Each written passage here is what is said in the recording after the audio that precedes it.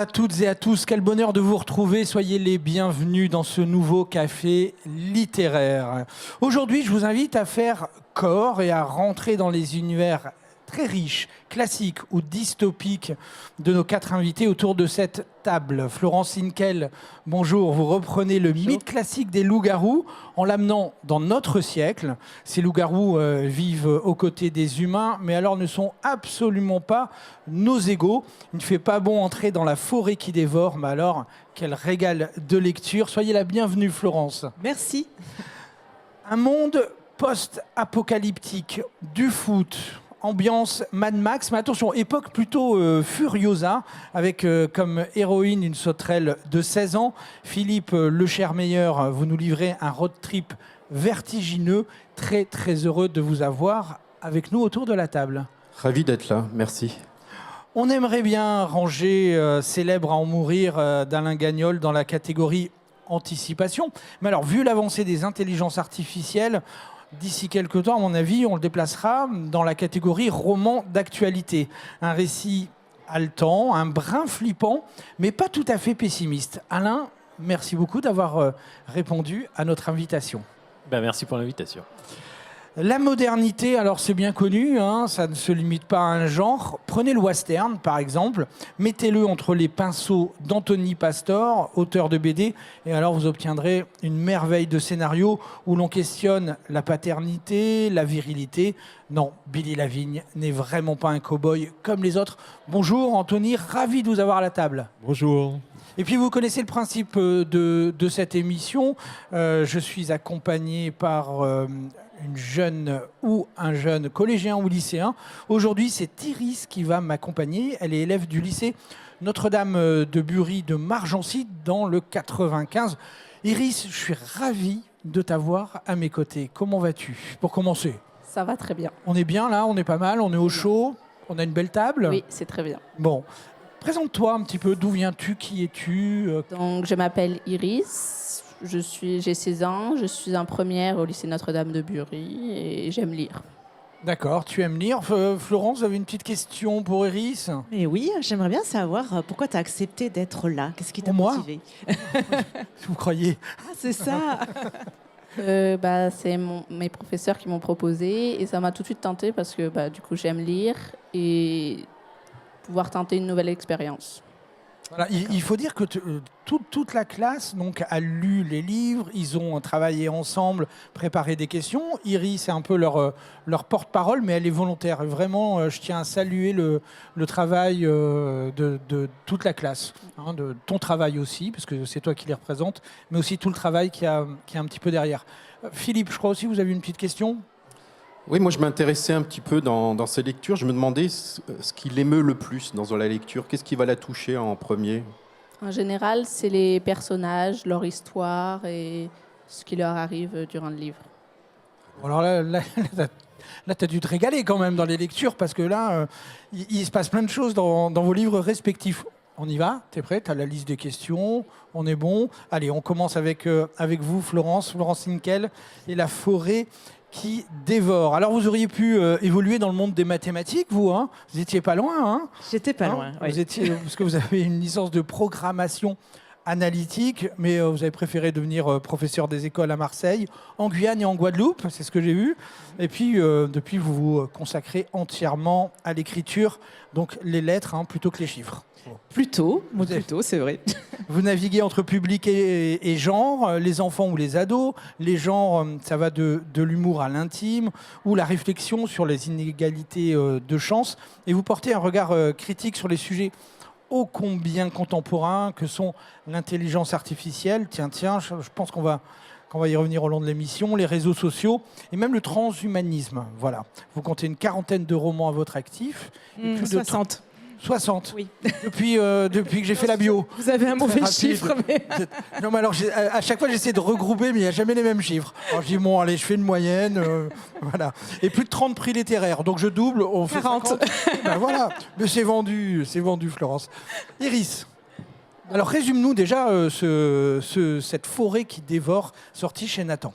Donc La forêt qui dévore est un roman qui se déroule dans un monde où les lycanthropes, considérés comme supérieurs, cohabitent avec les humains. Charline, c'est une jeune humaine qui est attaquée par le mystérieux esprit de la forêt. Elle est sauvée in extremis par 2 humains, Milo et Bart, et une lycanthrope, Réanne. Charline est alors plongée dans le coma et ses camarades commencent une enquête qui les mènera à découvrir la vérité sur leur monde. Alors les lycanthropes, c'est loups-garous. Qu'est-ce que tu en as pensé? Est-ce que tu es rentré dans cette forêt qui dévore? Et est-ce que tu en es sorti? Apparemment oui. Oui, j'y suis rentrée, j'en suis sortie. J'ai beaucoup aimé, surtout les personnages. Réanne m'a beaucoup plu, ainsi que Milo. Et j'aime bien les histoires de loups-garous. La forêt est donnée envie un petit peu quand même d'y rentrer. Ah, quand même, merci. Alors vas-y, je te laisse poser la première question. Je te laisse avec Florence, moi je suis en observateur maintenant. Très bien. Donc, quel a été votre but premier en écrivant ce livre? Alors oui, j'avais une idée en tête, évidemment, c'était de parler de tout type de domination sociétale. Et pour moi, voilà, la figure du loup-garou, elle représente la figure dominante, ce qui m'a permis de parler des mécanismes qui sont communs à toutes les dominations qu'on rencontre, que ce soit la domination par la richesse, par la naissance, par le sexe, par la couleur de peau. Donc j'ai pas voulu parler d'un seul type de domination. Et donc, je me suis dit, ben voilà, ça va être les loups-garous qui vont représenter toutes ces dominations-là. Et comment est-ce qu'ils mettent en place la domination dans une démocratie? C'est ça qui est important et qui est intéressant. Parce que bon, dans une dictature, on sait faire. Mais dans une démocratie, comment ça se passe? Donc voilà, j'ai essayé, par le biais du thriller fantastique, de décortiquer un petit peu tous ces mécanismes-là. D'accord. Et pourquoi, surtout au début, quand vous retracez l'époque, comment elle se déroule, pourquoi avoir choisi un monde très semblable au nôtre et pas plus fictif? Alors, c'était important pour moi que ce soit un copier-coller du monde actuel, à part les loups-garous, évidemment, qui n'existent pas, quoique. Quoique. Voilà. Vous avez des infos là-dessus? On peut en parler? Il y a les reptiliens aussi, mais bon. Je les avais oubliés. Ouais.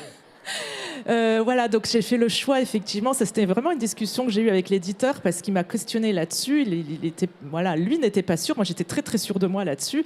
J'ai mis des vrais noms de villes, par exemple Nogent-sur-Marne. Il y a vraiment des indices qui font penser que ça pourrait être le monde actuel parce que je parle du monde actuel. Donc voilà, la seule chose qui diffère, c'est ces loups-garous. Mais sinon, c'est le monde actuel. Pourquoi avoir choisi de montrer que les lycanthropes, une fois au pouvoir, reproduisent les mêmes inégalités qu'ils ont subies? C'est ça, c'est tout le processus. Hein. Voilà. Une fois qu'on arrive au pouvoir, une fois qu'on est dominant, est-ce qu'on peut faire autrement? C'est peut-être difficile, en fait. Voilà. Et j'ai fait aussi le choix que quand on devient loup-garou, parce qu'en fait, voilà, ce qui est important, c'est qu'on devient loup-garou quand on ressent un très fort sentiment de domination. Et là, on sécrète une hormone, la lycanthrophose, qui nous transforme en loup-garou. Donc, à partir du moment où on ressent ce pouvoir de domination qui est grisant, il est très difficile de revenir en arrière. Donc, les loups-garous ne peuvent pas redevenir humains, c'est-à-dire dominés dans le monde que je décris. Donc on ne naît pas femme, on le devient. On ne naît pas loup-garou, mais on le devient. Tout à fait. Faut-il y voir un parallèle? Non. Il peut, oui.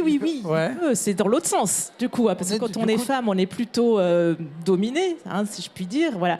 Mais là, loup-garou, oui, on devient aussi dominant. On se crée dominant, tout à fait. On ne naît pas dominant. Quoique, certains, si. Par la naissance, on peut. L'héritage aussi. Donc j'imagine que vous avez fait un boulot de journaliste un petit peu sur les reproductions sociales. Je lis beaucoup de bouquins de sociologie, effectivement. J'ai beaucoup lu, notamment Bourdieu, bien sûr. Ouais, Philippe. Justement, Bourdieu. Voilà, moi j'ai beaucoup pensé à Bourdieu et je me disais que c'était très subtil d'amener toute cette réflexion sur la domination dans la société par le loup-garou. Et ce qui est génial, c'est que c'est pas du tout démonstratif. Ça on le dit maintenant. Mais on est d'abord happé par l'histoire et c'est ça qui est fort dans le roman de Florence. Un petit mot sur Bourdieu quand même pour Iris. Oui. Tu n'as pas encore lu Bourdieu? Encore, mais j'en ai entendu parler. C'est un sociologue qui a écrit La reproduction, qui parle de la reproduction des inégalités sociales. Il a écrit aussi La domination masculine, que je te recommande. Ensuite, d'où vous est venue l'inspiration? pour les loups-garous, par exemple? Alors là, pour la figure des loups-garous, là, je me suis inspirée de beaucoup d'œuvres de loups-garous. Moi, j'adore tout ce qui est fantastique. Alors, quand j'étais jeune, il y avait une série qui s'appelle Manimal. Vous connaissez certainement. Les jeunes, pas du tout. Hein. Où on se transformait. Ouais, Énorme nanar. mais complètement. On mais est d'accord. j'adorais, Hein, mais on est d'accord. j'adorais. Et voilà, il se transformait. Là, on voyait la main qui se transformait. Voilà. C'est très mal fait. Il faut regarder ça, c'est vraiment très très Ah oui, il faut le voir. Ouais. pour le croire. Voilà, donc c'est effectivement, ça peut être des nanars effectivement qui m'ont inspiré pour la transformation parce que c'est super drôle quoi. Voilà, donc j'aime bien dire que je me suis autant inspirée de Bourdieu que de Manimal quoi finalement. C'est drôle. Justement, alors le thème de l'émission, c'est faire corps, mais faire corps, ça a un double sens chez vous. Oui, je pense dans toutes les œuvres, hein, ça a un double sens. Hein. C'est faire corps parce que bon, j'ai un petit groupe d'ados qui font corps ensemble qui sont hyper solidaires pour essayer de découvrir ce qu'il y a derrière cette forêt interdite, hein, notamment. Et puis faire corps, c'est faire corps avec avec le loup-garou là, parce qu'il y a une transformation en loup-garou. Et puis voilà, à la fin, que je ne vais pas dévoiler, mais il y a faire corps avec une autre façon d'être. Voilà, j'en dis pas plus. Qu'est-ce qui est le plus compliqué pour vous dans l'écriture en général? Le plus compliqué pour moi, c'est jamais l'idée de départ parce que je fourmille d'idées. C'est pas les personnages parce que j'adore créer les personnages. C'est vraiment créer une histoire, la structure en fait d'une histoire qui va happer. Surtout quand on écrit pour les adolescents, il faut vous happer dès le départ. Hein. Donc il faut avoir une histoire forte avec des rebondissements, des choses qui arrivent aux personnages. Donc voilà, pour moi c'est ça le plus difficile. Et est-ce que, justement, vous dites que vous aimez bien les personnages, c'est lequel votre préféré? Est-ce que vous en avez un? Dans le roman, moi j'aime bien Milo. Ouais, c'est peut-être lui mon personnage préféré. Ouais. Est-ce qu'on aime bien aussi les méchants que vous créez? Est-ce qu'on a une sympathie pour les méchants? Mais bien sûr. Tous. Mais oui, on a de la sympathie pour tous les personnages. D'ailleurs, dans un beau roman, le méchant, il est humain aussi. Hein, voilà. Ça, c'est quelque chose aussi. C'était un peu l'écueil du roman, de faire croire que ce sont des monstres, en fait. Mais mes loups-garous, ils ont un côté hyper humain. Et en fait, ils sont mi-homme, mi-loup, en fait. Mais ils ont ce côté hyper humain. Il n'y a pas de monstres parmi nous, en fait. Même ceux qui créent les choses les plus atroces, ce sont toujours des êtres humains. Donc il y a toujours quelque chose d'humain en eux. Donc moi, je veille à ça, oui, dans les figures des méchants. Ouais. Et qu'apporte, selon vous, le regard des adolescents sur l'enquête qu'ils mènent? Ils ont un regard neuf, parce qu'ils ne sont pas encore complètement formatés par la société. En plus, j'ai choisi des personnages qui questionnent la société. Voilà, ils ne rentrent pas dans le moule. Ils ont une idée de la réussite différente de celle qu'on essaye de leur imposer. Et donc, effectivement, quand il y a Charline qui sort de la forêt vivante, alors que ça n'est jamais arrivé. Normalement, cette forêt interdite, on n'en sort pas vivant. Là, Bug, Charline en sort vivante. Donc eux, ils vont creuser parce qu'ils se sentent proches de Charline, en fait. Alors que tous les adultes autour vont essayer de non, c'est pas grave, on laisse passer, on va pas enquêter. Voilà, laissons l'ordre social tel qu'il est finalement. Voilà. Et les ados, eux, ce sont eux qui représentent l'avenir et qui vont créer la société en devenir. Donc ils se posent des questions, ils ont envie d'une société meilleure. Il y a un regard aussi sur la propagande, ce qu'on nous raconte. Oui. Sur l'histoire, oui. tel qu'on nous l'enseigne. Vous aviez les petites idées précisément sur des choses à revisiter. Vous êtes une méchante woke, quoi. Mais alors totalement. Tout à fait. Oui, c'est le sens du premier, de l'épilogue. En fait, il y a un conte, en fait, un conte fondateur finalement. Et les contes fondateurs qu'on a dans notre société, que ce soit concernant la Bible, la Genèse, etc., c'est très orienté. À chaque fois. Qui les a inventés finalement? Parce qu'on se doute bien que c'est pas vrai quand même. Voilà, l'histoire d'Adam et Ève. Bon, on peut la questionner quand même. Voilà. Et puis pareil pour tous les contes. Ben, d'ailleurs, j'ai réécrit un conte d'Andersen dans ce but-là, qui s'appelle Le Brasier, qui est paru la même année, cette année, là aussi, à l'École des loisirs. Et c'est aussi une manière de reprendre le pouvoir sur ces récits qu'on nous impose et qui imposent un ordre social. Voilà. Donc moi, j'ai beaucoup réfléchi au sexisme de ces récits-là, mais il n'y a pas que ça. Voilà. Donc c'est intéressant de les questionner. Pour enfin essayer d'avoir une société plus égale qu'elle n'est. Pour finir, quel est votre livre préféré? Mon livre préféré, celui que j'ai... Non, ça... Alors, ça pas forcément, non? Voilà. Pas forcément. Alors, moi, j'ai pas vraiment de livre préféré. Ça change tout le temps, parce que je lis beaucoup, donc j'ai des coups de cœur très, très fréquents.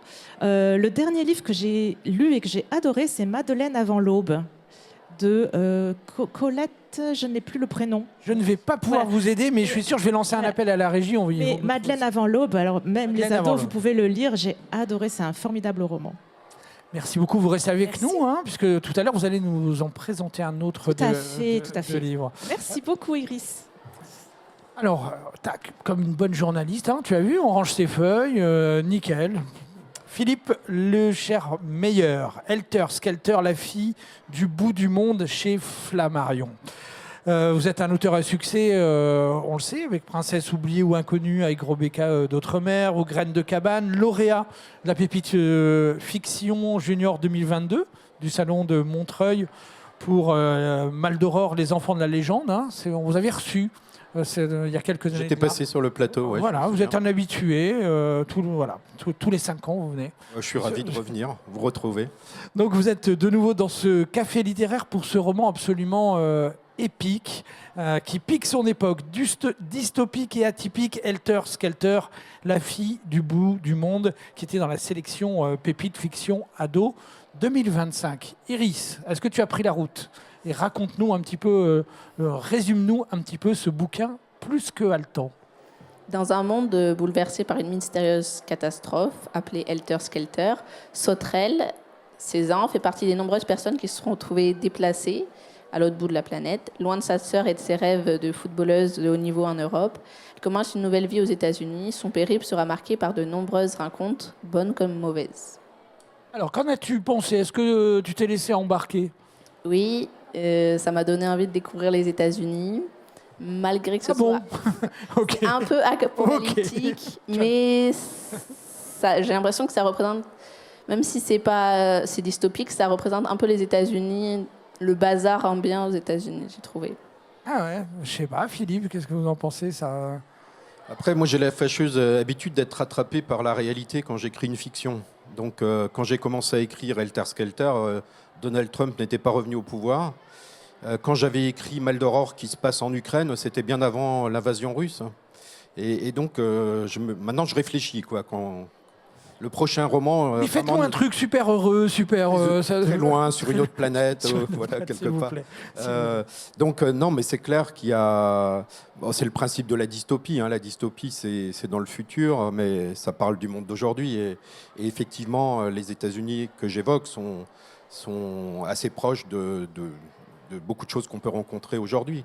Alors évidemment, il y a toujours un effet loupe où j'agrandis un petit peu un certain nombre de choses, mais clairement, dans le monde qu'on découvre dans Helter Skelter, c'est notre monde d'aujourd'hui qu'on voit et où j'essaye d'accentuer certains points sur lesquels j'ai envie de porter la réflexion.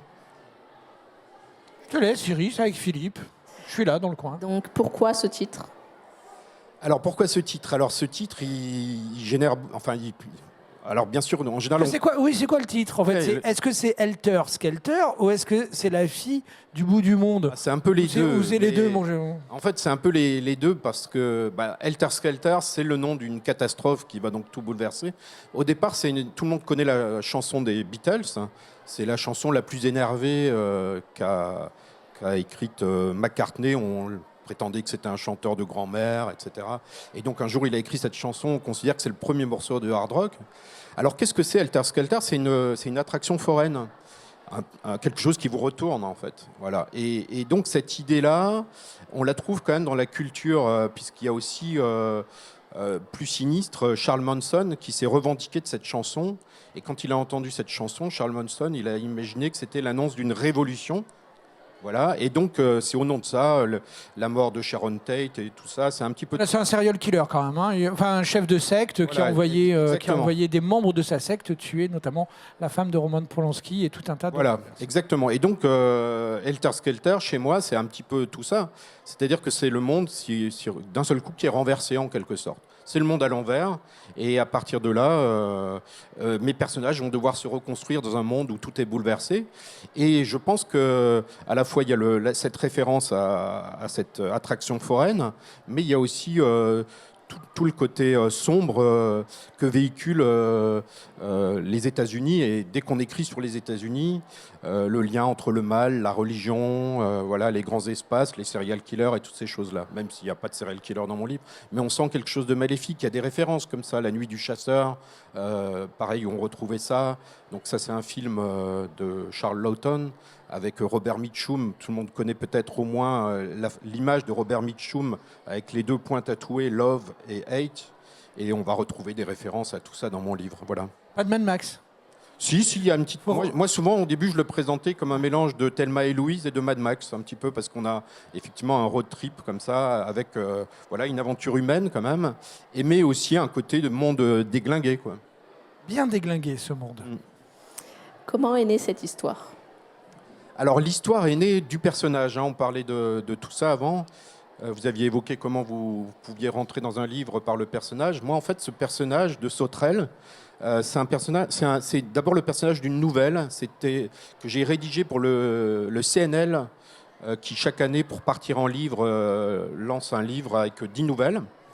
Et c'était le sport, c'était l'année des Jeux Olympiques. CNL, c'est le Centre national Centre du livre. national du livre, voilà. Et donc chaque année, il y a un recueil, 10 auteurs qui écrivent sur une thématique. Et la nouvelle, et le thème, c'était le sport, puisque c'était l'année des JO.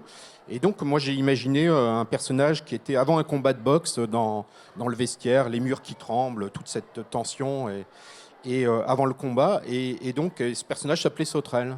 Sauf que dans cette nouvelle, elle faisait de la boxe d'abord.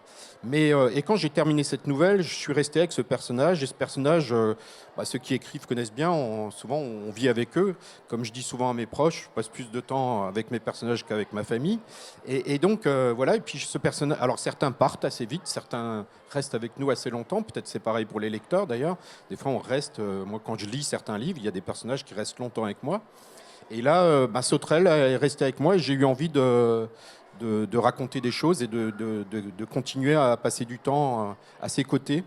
Et quelque part, une fois qu'on construit le livre, souvent, moi, j'ai l'impression que c'est mes personnages qui m'emportent, qui m'emmènent. Et donc, c'est comme ça que j'ai commencé à la suivre dans ce périple à travers les États-Unis. Je voudrais qu'on s'arrête un peu sur Sauterelle et sur le sport, notamment, hein, Iris? Oui, parce qu'on a l'impression que c'est un peu une dénonciation du foot sous la forme spectacle. Oui et non. En fait, disons, première chose peut-être qu'il faut rappeler, c'est qu'on est dans une dystopie. À ce moment-là, le foot est devenu mixte. C'est-à-dire que les équipes sont constituées de garçons et de filles. Et donc, je pense que quand même le fait que les filles aient gagné du terrain est important. Et donc, transforme ce sport, je pense déjà. Vous nous amenez, ouais, en plus c'est bien parce que vous nous amenez tellement ailleurs que en fait, ça passe crème, j'ai envie de dire. Vraiment, on est ok, on l'accepte. On est comme on accepte tout. Après, clairement, le foot, il y a des règles. Rien n'empêcherait de fixer la règle d'une mixité comme on le fait pour la parité en politique. Enfin, voilà. Et sans doute que le spectacle serait tout aussi intéressant, voire peut-être plus. Mais en tout cas, après, effectivement, le sport, le foot devient un reflet de ce qui se passe à travers les États-Unis. Donc, à la fois, là, au départ, on part de quelque chose de plutôt positif, et par moments, ça devient monstrueux.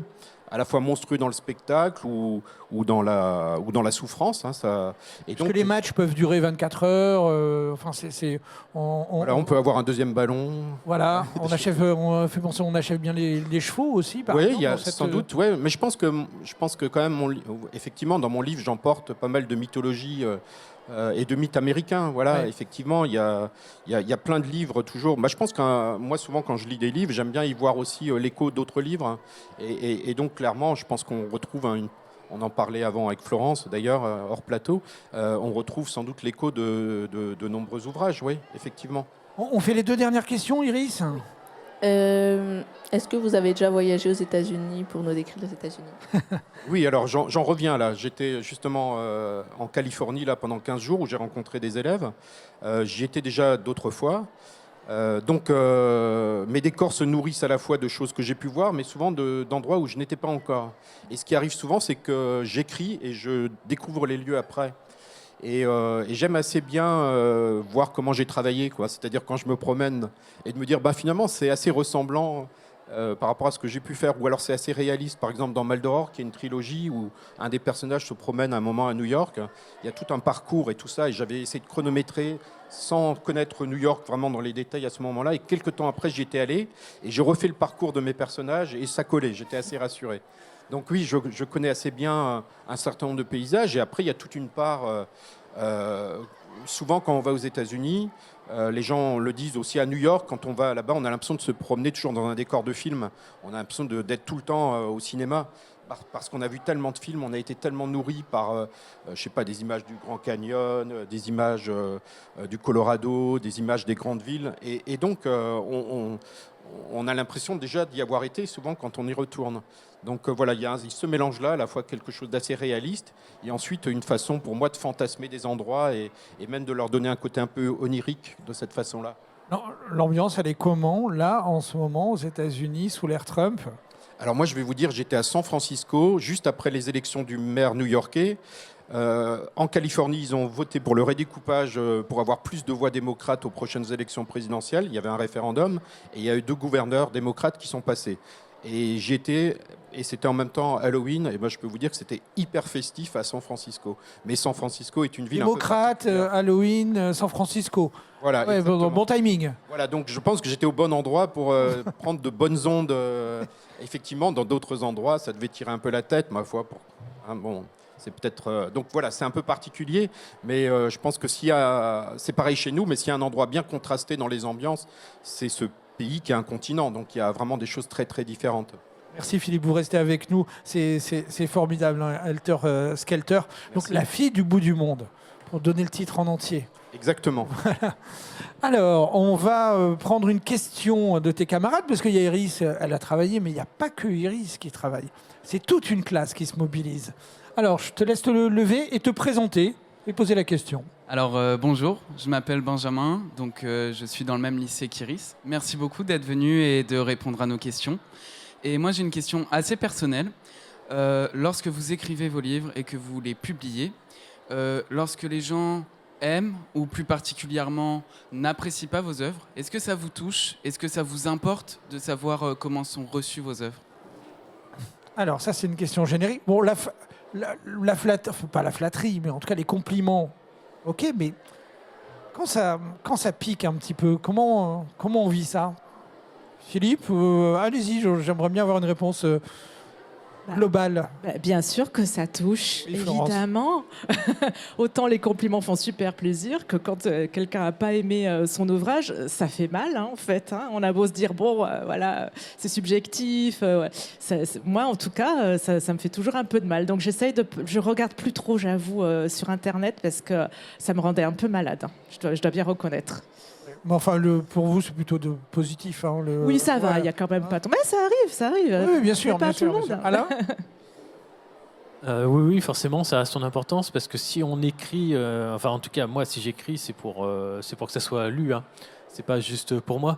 Donc dans l'idéal, j'espère arriver à faire passer le maximum d'humour, de sentiments, d'émotions. Et donc forcément, quand ça tombe à plat, on se dit, zut alors, j'ai raté quoi. Donc oui, c'est assez, ça peut être dur. Ouais. Oui, je suis d'accord avec Alain. Si on écrit, c'est pour avoir des lecteurs, c'est pour aller à la rencontre des gens. Et c'est vrai quand on se retrouve en dédicace et qu'il y a des gens qui vous donnent leur avis, moi je le prends toujours en compte. Alors effectivement, il faut faire le tri. C'est comme toutes les critiques sur Internet. Il y a une part où il faut vraiment se protéger de ça parce que tu peux pas réagir à chaque mot, que c'est assez subjectif. Mais globalement, il y a des tendances quand même sur un bouquin. On peut sentir, surtout voir que des fois, en fait, on n'a pas fait mouche. C'est-à-dire qu'on avait un propos et finalement, le propos n'a pas été entendu. Donc dans ces cas-là, il faut se remettre quand même en question. Et après, il y a une donnée dont on n'a pas parlé ici et sur laquelle moi je suis pas mal exposé, c'est l'aspect commercial. C'est-à-dire que moi j'essaye de vivre de mon métier. Et en fait ça crée un problème par rapport à le premier livre que j'ai fait. J'ai pas été payé pour le faire, quasiment pas. J'avais un autre métier à côté. J'étais conscient que c'était une liberté.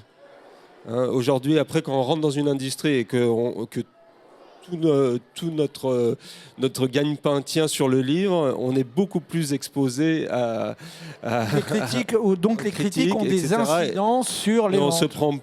on se pose plus de questions par rapport à ces avis. Oui. Philippe ? En fait, moi, ce qui me touche, ce qui peut me faire du mal, c'est quand les gens critiquent le livre sans l'avoir lu. C'est souvent ça.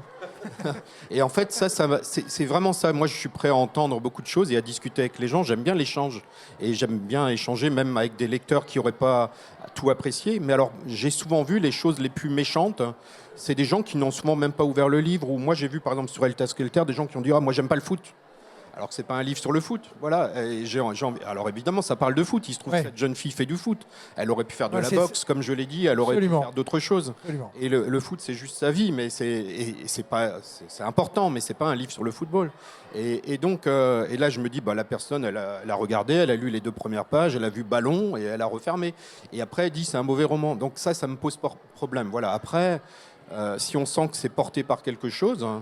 Que c'est construit, bien sûr que moi j'aimerais que tout le monde aime mes livres, ça c'est normal, et j'aimerais que tout le monde les achète, c'est pareil, voilà. mais après il y a des choses qu'on peut entendre et des choses, de l'argument, voilà. Vous êtes ouvert à la critique du moment que c'est argumenté, du moment qu'on lit et du moment qu'on n'est pas dans l'insulte et ni dans le débordement, la mauvaise foi. Voilà, etc. après sur Internet c'est comme tout, hein, c'est le café du commerce. N'importe quoi, voilà, les gens lâchent des choses et se rendent pas nécessairement toujours compte de la méchanceté ou de la gratuité, voilà. On va poursuivre ce tour de table. Vous regardez le café littéraire. Nous faisons corps aujourd'hui avec nos 4 invités, nos 4 auteurs. Et nous allons passer à Alain Gagnol avec Célèbre à en mourir aux éditions Syros. Vous êtes Alain, romancier, scénariste, réalisateur de cinéma d'animation français. Vous avez 4 longs métrages à votre actif, dont Une vie de chat, qui est quand même nommé aux Oscars en 2012. C'est quand même la classe absolue, énormément de respect. Vraiment bravo. Vous êtes auteur d'une 15aine de livres, dont la série Power Club, dans laquelle les super pouvoirs s'achètent. Et vous nous revenez avec Célèbre à en mourir chez Syros. Iris, Syros, ça s'enchaîne presque. Qu'as-tu pensé de Célèbre à en mourir ? D'ailleurs, un résumé pour commencer. Célèbre à en mourir, c'est un roman qui se déroule en 2038. Laura Cassine, une adolescente de 16 ans, devient la fille la plus célèbre du monde après que son visage soit apparu sur les écrans du monde pendant quelques secondes. Cette apparition suscite de nombreuses théories et Laura se retrouve au cœur d'une enquête qui la confronte à de nombreuses personnes, notamment un milliardaire américain, un groupe d'incels ou une IA nommée Orion. Qu'en as-tu pensé ? J'ai adoré. Le scénario, j'ai trouvé ça génial. Et j'ai beaucoup aimé le personnage de Laura et Orion aussi. Et ça m'a même fait rire quand on a découvert les raisons de l'apparition. Alors oui, pas de spoil, hein. On ne divulgage pas, s'il te plaît. Je te laisse avec Alain. Vous considérez-vous comme un lanceur d'alerte sur les dérives des nouvelles technologies ? Ça serait un peu ambitieux de le dire comme ça. Disons que je retranscris l'impression que j'en ai. En fait, moi j'ai extrêmement de méfiance vis-à-vis de l'informatique, de tout ce qui désincarne justement, là on disait faire corps, c'est tout ce qui désincarne l'être humain. Donc en fait, on sait très bien. C'est ce que disait Florence. En fait, quand on fait de la science-fiction, en fait, on parle même quand c'est dans le futur, on parle du présent, on parle de ce qui se passe maintenant. On pousse juste les curseurs un petit peu. Donc, c'est vrai que j'aimerais pouvoir dire ou pouvoir penser en tout cas qu'écrire des livres comme ça peut un petit peu ouvrir certaines consciences. Mais je suis pas très optimiste à ce niveau-là. Donc, c'est pour ça que si c'est un lanceur d'alerte, c'est vraiment un tout petit. toute petite alerte. De nos jours, à cette époque où tout semble possible, que reste-t-il à imaginer ? Ouh là là, ça c'est une Ouais. sacrée question. Pour ça. l'instant, on peut encore, mais c'est vrai que je pense que... Parce que si on pousse le bouchon un peu loin avec ces histoires d'IA qui vont être devenues de plus en plus, présentes et de plus en plus inévitables, on peut se poser la question. Parce que, par exemple, je vois ne serait-ce que le téléphone portable. Maintenant, il y a de plus en plus de choses qui sont déléguées au téléphone portable. Moi, je ne serais pas étonné que dans quelques années, ça devienne obligatoire d'avoir un téléphone portable. Et si on va par rapport à la fiction aussi, je ne serais pas étonné non plus qu'au bout d'un moment, chacun va commander sur Internet son propre film. Il va dire je veux ça avec tel de comédien, et puis il aura son truc dans une demi-heure, voire même avant. Donc l'imaginaire, de toute façon, alors ça c'est un peu mon côté vieux con, je suis désolé, mais l'informatique a tendance à tuer l'imaginaire parce que de toute façon, elle donne énormément, énormément, et en fait, elle vit de la vie du hors-champ, c'est-à-dire que tout est possible, on peut tout montrer maintenant. C'est-à-dire que des fois, je digresse un peu des fois, mais il faudra m'excuser. On est là pour vous ramener, Ouais. mais digresser, pour l'instant, on vous suit. Je pense à une chose, par exemple. Ouais. Dans les années 80, on parlait de snuff movie, qui était à la limite de la légende urbaine. C'est-à-dire qu'on n'arrivait pas trop à savoir si ça existait ou pas. Ce sont des actes de violence qui étaient filmés. Oui, réel. Réels. Réel, voilà. Voilà, des À l'époque, snuff movies. on pensait que c'était filmé en 8 mm, en 16 mm, c'est-à-dire que ce sont des formats qui appartiennent pas au cinéma. Mais il n'y avait pas de preuves tangibles, on était comme ça. Maintenant, sur Internet, il n'y a que ça. C'est des snuff movies en permanence, par tous les groupes terroristes. Donc c'est pour dire à quel point On a dérivé complètement. Et c'est-à-dire qu'il n'y a plus de valeur, quoi. C'est-à-dire que c'est justement l'imagination, elle est débordée par le réel, constamment débordée par le réel. C'est le danger le plus grand, je trouve, par rapport à l'informatique. Et ça se voit bien dans le cinéma, où par exemple, avec les effets par ordinateur, on peut tout montrer, alors qu'avant, on ne pouvait pas. Il suffit de regarder les films d'horreur, par exemple, les films d'horreur des années 80, quand ils faisaient les films d'horreur avec des monstres en plastique. Comme ils ne pouvaient pas créer des monstres, ils étaient obligés d'être inventifs dans la mise en scène. Maintenant, on montre tout. Mais comme on montre tout, c'est comme si on montrait rien. Ça n'a plus de valeur. Donc oui, j'ai un regard très négatif sur le. Oui, apparemment. Et pourtant, célèbre en mourir. Alors encore une fois, on va pas raconter la fin, mais c'est pas, vous n'êtes pas pessimiste, je trouve, dans votre fin. C'est délicat parce qu'on voit pas. Oui. J'essaye de pas trop plomber quand même parce que si on suit un personnage, si on s'y attache, et puis le problème du pessimisme, c'est qu'il conduit à la résignation. Oui, c'est ça. Ouais. Donc ça sert pas à grand chose. Donc de toute façon, vaut mieux essayer de trouver des raisons de résister et d'agir. On est d'accord, Iris. T'es pas sortie de là déprimée. Non. Laura, on n'a pas l'impression qu'à la fin, on n'a pas l'impression qu'elle est encore en train de subir. Voilà. Et en plus, c'est très drôle. Moi, j'ai trouvé, dans le personnage de Laura, quand elle parle, c'est hyper fantaisiste. Et du coup, tu arrives à faire passer tes messages avec une légèreté. C'est génial. Moi, j'ai adoré aussi. Merci. Quel est le processus pour écrire une histoire comme celle-ci? Qu'est-ce qui vous inspire? Alors les inspirations, c'est toujours très compliqué parce que j'ai un. Vous n'avez pas demandé à ChatGPT? Non, oh là, ça aurait été gonflé quand même. C'est mon ennemi absolu, ça. Non, je suis parti d'idée de départ, c'est-à-dire un jour j'ai pensé à ce personnage qui se retrouve dans un lycée avec toute l'armée qui arrive, les gens qui l'arrachent. Je trouve que c'est un point de départ qui était à la fois très intriguant et puis qui pouvait emmener vers beaucoup de choses. Et puis, mais c'était vraiment le thème des intelligences artificielles, puisque effectivement c'est la grande bascule technologique qu'on a maintenant, qu'on n'arrive pas du tout à mesurer les impacts que ça va avoir. Donc forcément, ça ouvre tellement de portes que. Vous êtes scénariste, vous faites. Alors, vous avez peut-être ce regard aussi du fait que vous travaillez dans le cinéma, que vous réalisez des films d'animation. Et c'est vrai qu'il y a un danger vraiment prégnant dans l'arrivée des intelligences artificielles dans le cinéma. Ça affûte votre regard par rapport aussi à la littérature que vous pratiquez aussi.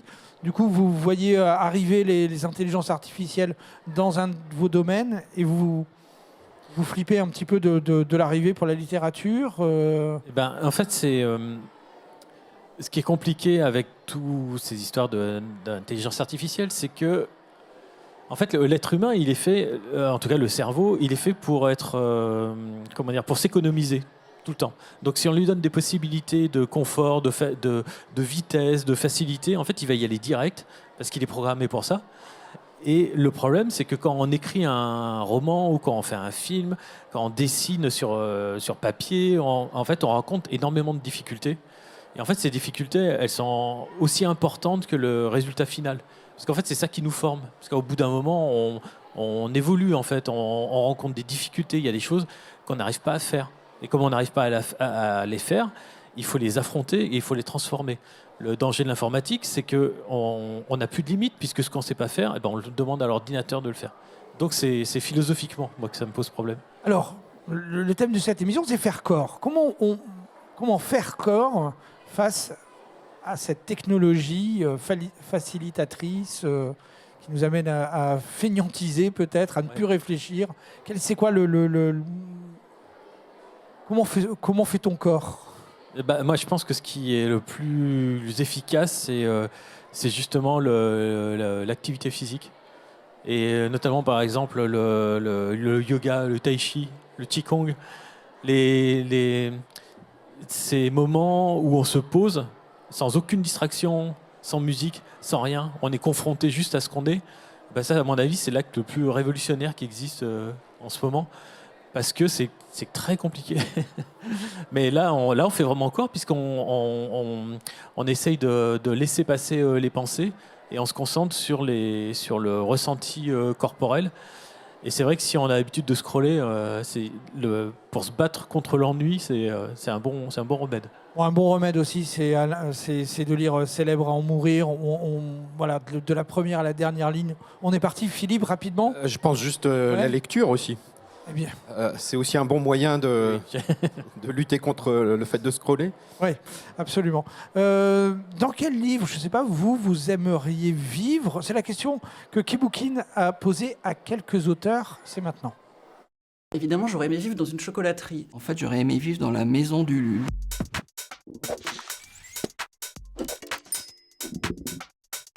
Je pense que tout ce que je voulais faire dans la vie, c'était lire et manger, donc ça collait assez bien. Alors, Ranello et Buffollet, c'est un crapaud et une grenouille qui sont voisins, qui vivent dans la forêt. C'est un livre unique, c'est un des nombreux livres que ma grand-mère confectionnait pour nous, ma sœur, mon frère et moi. Il y a quelque chose d'un peu à la fois anglais et nordique. On sent qu'il fait froid dehors, il est en robe de chambre.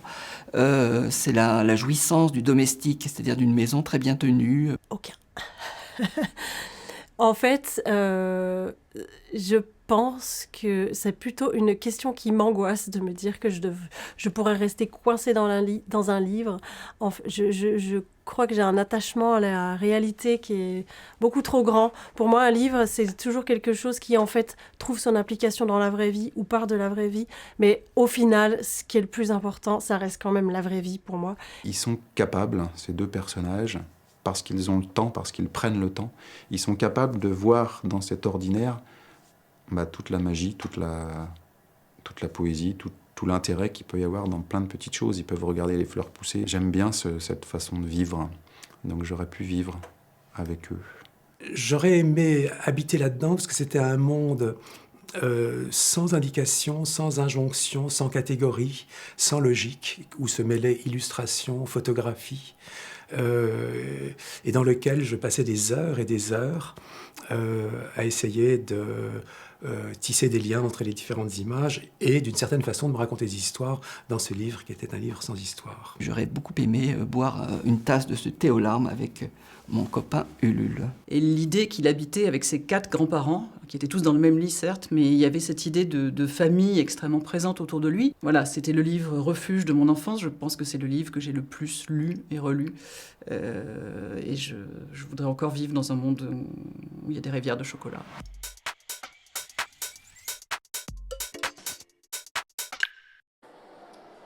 Vous regardez le Café littéraire et nous faisons corps aujourd'hui avec Florence Hinkel et La Forêt qui tue chez Nathan.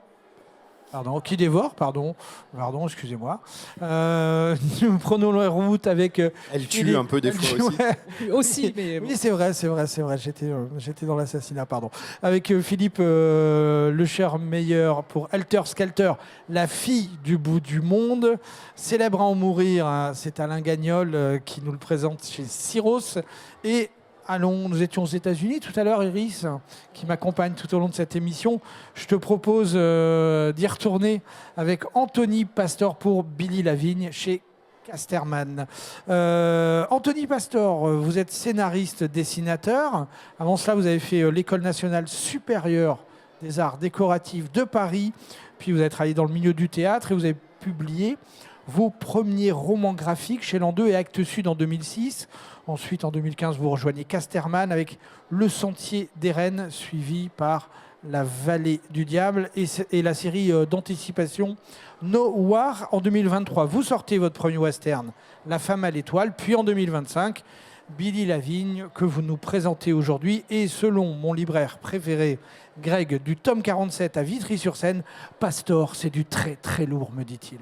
Voilà, vous avez un fan du côté de Vitry-sur-Seine. Iris. Donc Billy Lavigne, 25 ans, est gardien de troupeau au Texas. Suite au décès inexpliqué de sa mère, il rentre dans sa ville natale. Sur place, il retrouve Ford, un riche propriétaire, et son bras droit, Thorpe. Les deux hommes qui ont aimé la mère de Billy voient en lui, sinon un fils, tout au moins un héritier. Alors, est-ce que tu as embarqué pour ces plaines, dans ce western? Oui, grâce au dessin particulier, j'ai trouvé magnifique. Merci. On retrouvait tous les codes du western classique et pourtant, les personnages étaient, surtout Billy, il était un peu déconstruit. Il est proche de sa mère, il se rebelle contre ses pères toxiques. C'est pas un personnage classique. Non. On est dedans, là. C'est bien, c'était ça l'idée. Hein. C'est utiliser le genre western pour aller le déconstruire. Donc, à travers ça, j'interroge à la fois moi, mon parcours de garçon qui a été élevé avec du western et qui interroge la reproduction du monde de l'homme, du monde patriarcal. Donc je m'attaque surtout à ça, avec ce cow-boy qui a tout pour devenir le mâle alpha. L'archétype. Voilà. Ouais. Et qui en fait, dans ce livre, l'aventure, c'est d'essayer de s'extraire de la toxicité de ses pères, comme tu as dit. Et donc il y en a deux, parce que justement, je ne voulais pas que ça soit l'histoire d'une confrontation à un monstre ou à une personne particulièrement méchante et mauvaise. Non, c'est lui face au père. Donc voilà, il y en a au moins deux. donc il y en a plusieurs. Comme ça, ça veut dire que derrière, c'est la domination masculine qui est en cause. C'est la deuxième BD que vous réalisez sur le modèle du western. Pourquoi affectionnez-vous tout particulièrement cet univers et qu'est-ce qu'il vous permet d'exprimer qu'un autre univers ne ferait pas ? Alors justement, dans la suite de ce que je viens de dire, en fait, j'ai mis du temps à arriver au western parce que nous, en bande dessinée, on a des grands maîtres western qui sont là depuis longtemps et se confronter à ce genre, il faut avoir un peu les épaules et puis il faut être prêt graphiquement parce qu'il faut s'attaquer aux chevaux, tout ça. Enfin, il y a quand même un enjeu graphique assez important. Parce qu'on en a tellement vu, en fait, c'est ça qu'il faut avoir Il faut apporter un plus. Il faut apporter un plus, oui, il faut arriver à être original. Donc, pourquoi le western ? Parce que justement, c'est... En fait, aujourd'hui, comme Florence le disait tout à l'heure, moi, je suis un auteur qui veut m'attaquer à toute forme de domination. Donc là, on est surtout... dans une petite BD, parce que c'est un petit album, hein, même si ça fait 150 pages, mais on ne peut pas traiter de tous les sujets. Là, ça sera plus sur la domination masculine. Mais surtout, ce que je veux faire depuis quelques années, c'est parler de moi, mon parcours d'homme qui est féministe. C'est-à-dire, il faut absolument qu'aujourd'hui, pour que les choses changent, les hommes montent au créneau et disent « je suis féministe », et voilà, et le féminisme est bien pour les hommes aussi. hein, c'est-à-dire que Mais nous merci. subissons aussi les injonctions patriarcales sont mauvaises pour l'homme et il faut qu'il y ait des hommes qui le disent aux autres hommes. Et donc le western, notamment en bande dessinée, alors peut-être moins dans la littérature et dans les films, en bande dessinée c'est encore une zone qui a quelque part des grands archétypes. Voilà. Et les amateurs western, des fois, sont encore sur des choses un peu anciennes. Donc c'est un peu un espèce de challenge que. Et de même la s'attaquer jeune à ça. génération. Oui, mais alors la jeune génération lit moins de BD. Alors, moi, je suis sur un public qui est quand même... alors, il y a des jeunes, mais vous, par exemple, Iris, cette BD, tu l'as lue parce que là, on te l'a proposée, mais c'est sûrement pas une BD que tu serais allé chercher en librairie ou que tu aurais lu certainement. Je pense que si. Si. Ah ben alors, tu es une grande lectrice, toi. Mais tu penses que tes camarades de classe seraient tombés dessus Non, parce que le genre western, on va être honnête, Oui. est-ce que, d'après vous, le genre western s'appelait aux jeunes Non, de l'âge d'Iris, c'est ça quoi? Est-ce que ça, je pense que ça leur parle? C'est un peu vieilli parce que c'est vraiment un truc de ma génération. Et donc, pour reprendre sur cette question, moi, ce que je questionne, c'est est-ce que, et c'est donc ma propre expérience, est-ce que moi, qui suis né par le western, qui est grandi avec le western, voilà, ça fait partie de ma culture, c'est-à-dire que ça me fait rêver. J'aime dessiner des chevaux, j'aime dessiner des chameaux. Est-ce que je peux continuer à faire du western, c'est-à-dire exister, être un homme, mais être un homme autrement? C'est-à-dire, est-ce que c'est possible d'avoir du plaisir en faisant du western, mais en le faisant autrement? Est-ce que le western, c'est forcément... Et ça, c'est aussi pour... parce qu'il y a plein d'hommes qui se sentent attaqués, surtout les hommes qui pensent qu'ils sont, eux, assez cool avec les femmes, hein, qui leur tiennent la porte, tout ça, ou même des hommes de gauche, hein, beaucoup se sentent attaqués dès qu'on parle de la domination masculine et patriarcat, parce qu'ils ont du mal à pas le prendre contre eux. Donc on a une espèce de caricature. Voilà, c'est à partir du moment où on parle de déconstruction masculine, alors ça y est, ça serait plus des hommes, quoi. Voilà. Et donc moi, tout l'enjeu, c'est qu'un homme puisse dire, bah si, moi, je pense être un homme accompli, mais je pense être accompli d'une autre façon, pas en exerçant une domination quelconque sur les autres, d'une autre façon. En tout cas, merci Anthony pour ce discours et pour ta BD qui est géniale parce que ça démarre quand même par un féminicide. Là, je spoil pas, c'est le début. Hein. Exactement. Et c'est vrai que c'est une question qui n'est jamais traitée dans les westerns.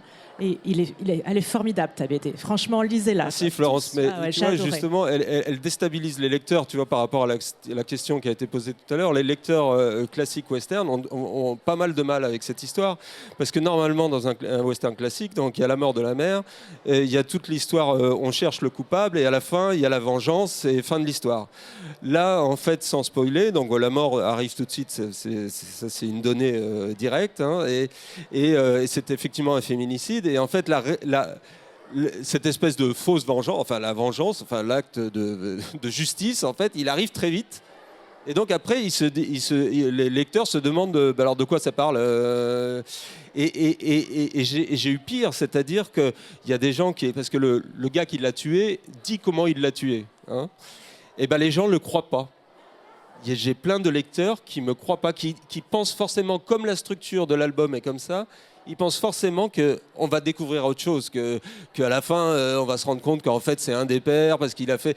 Et donc, dans ces cas-là, je leur dis, mais un féminicide, c'est très con, en général. Hein. C'est vraiment... oui, le gars, il dit qu'il l'aime, tout ça, mais là, il est bourré ce soir-là, et puis il la tue. Voilà, parce qu'en fait, c'est aussi simple que ça. Et c'est ça qui est horrible. Effectivement, ça prend un relief absolument incroyable dans ce schéma du western. Une dernière question, Iris, avant qu'on fasse le tour des livres. Quelle est votre bande dessinée préférée? Moi, je suis un peu comme Florence, je l'ai beaucoup et j'ai du mal à... Je suis pas quelqu'un qui m'arrête sur une BD. Moi, j'en ai apporté une ici, là. C'est une des BD que j'ai beaucoup aimée, mais moi, j'ai plein de choses que j'aime et je vais voir, je vais en parler après. Mais... Pendant que vous écriviez, vous ne pensiez pas à quelqu'un? Je sais que pour les chevaux, c'était... Ah bah moi j'étais élevé avec Blueberry, alors donc évidemment il y a Giraud qui est l'ombre de Giraud, elle est là, hein, forcément. Voilà. Après moi j'aime beaucoup Tardy, Hugo Pratt, voilà, ça c'est les auteurs phares pour moi. Ouais. On fait un petit tour. Alors, on vous a tous demandé, vous avez tous joué le jeu de choisir un livre qui illustre notre thématique d'aujourd'hui, faire corps. Mais je vous propose d'aller dans le 95 pour commencer, parce que les élèves de la classe d'Iris aussi ont fait le job.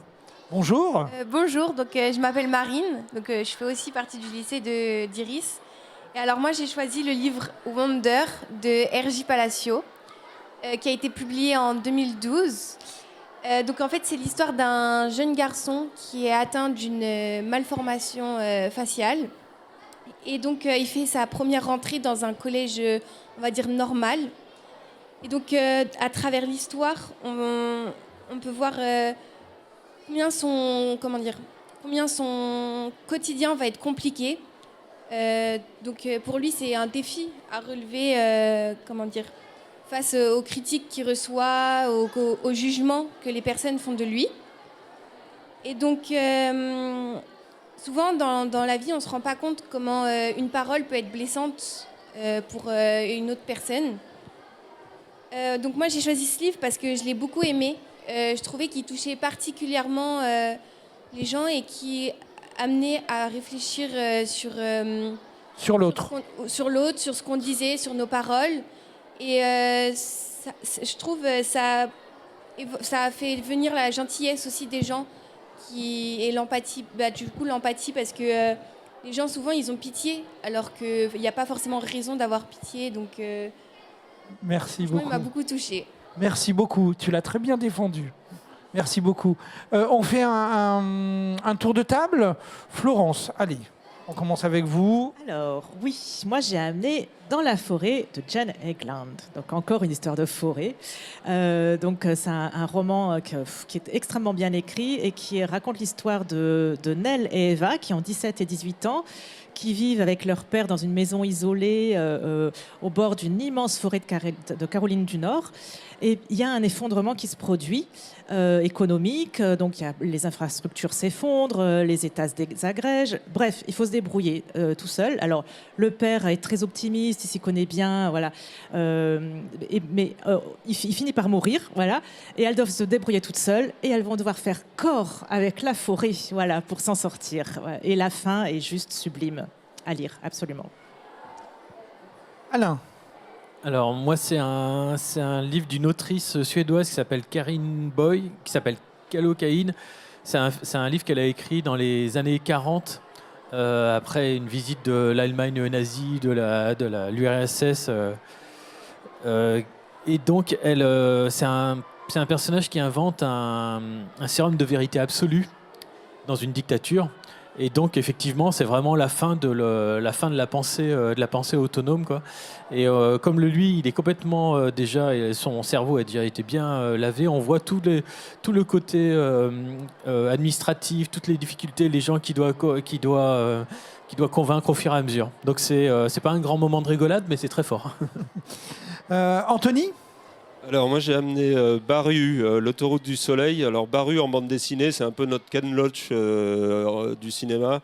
C'est-à-dire que c'est un homme d'origine italienne qui fait des histoires toujours très sociales, très engagées. Et là, c'est déjà un bouquin, c'est un classique de la bande dessinée. Je l'ai amené parce que c'est la forme, elle est proche du manga et que les jeunes aujourd'hui font toujours une grande différence entre le manga et la BD. Alors effectivement, il y a des différences, mais pour moi, c'est de la BD. Et donc, il y a aussi des ponts, il y a des choses qui se baladent entre les deux et c'est bien. Et c'est le combat contre l'extrême droite. Voilà, et ça me semble... un peu d'actualité. D'actualité, surtout parce que pour juste finir sur cette dernière chose, on a parlé des réseaux sociaux.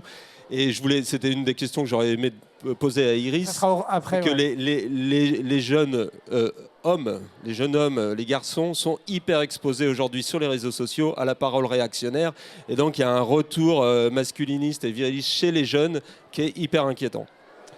Philippe, rapidement, je suis désolé. Oui, très rapidement. Alors moi, c'est Antonio Moresco, La Petite Lumière. C'est l'histoire d'un homme qui vit isolé, complètement seul dans la montagne. Et un jour, il voit une toute petite lueur sur la montagne d'en face. Mais vraiment une minuscule lumière. Et donc, il va chercher d'où vient cette lumière. Et sa quête va lui faire rencontrer un jeune garçon qui vit tout seul dans cette maison et peu à peu va naître une amitié, je ne sais pas comment qualifier cette relation, mais quelque chose d'assez fort et où chacun va se découvrir et on part vers quelque chose de magique et merveilleux et qui rassemble un peu ce que j'aime, c'est à la fois une narration avec des choses qui se passent et beaucoup de poésie. Voilà. Merci infiniment. D'autres choix de lecture autour de cette thématique, c'est le Kiboukin du jour. Pratiquer l'art de l'autre, ça s'entretient. Petit florilège de titres à découvrir sur Kiboukin pour faire corps. Mur, mur de Florie Morin, illustré par Manon Dimmer aux éditions Sarbacane. La nuit des 13 plumes d'Isabelle Pandazopoulos aux éditions Rajo. Balade de Camille Pott aux éditions Atrabile. Nous dominions le monde, volume 1 de Vincent Villeminot aux éditions Pocket Jeunesse. Lucia Diluvia de Célia Garino aux éditions Sarbacane. Et chez vous, Kiboukin. Retrouvez toute l'année nos recommandations de lecture sur slpj.fr/Kiboukin. Voilà, c'est le moment de se dire au revoir, Iris, malheureusement. En tout cas, notre collaboration, on a montré aussi qu'on pouvait faire corps tous les deux, travailler ensemble de manière intelligente. Je te remercie beaucoup. Merci. Je remercie l'ensemble de ta classe pour votre investissement, parce que c'est pas facile de venir là poser des questions. Merci à vous. Merci. Merci à vous, les auteurs. Merci Florence, merci Philippe, merci Alain, merci Anthony. On se retrouve demain pour un nouveau café littéraire à partir de 10h.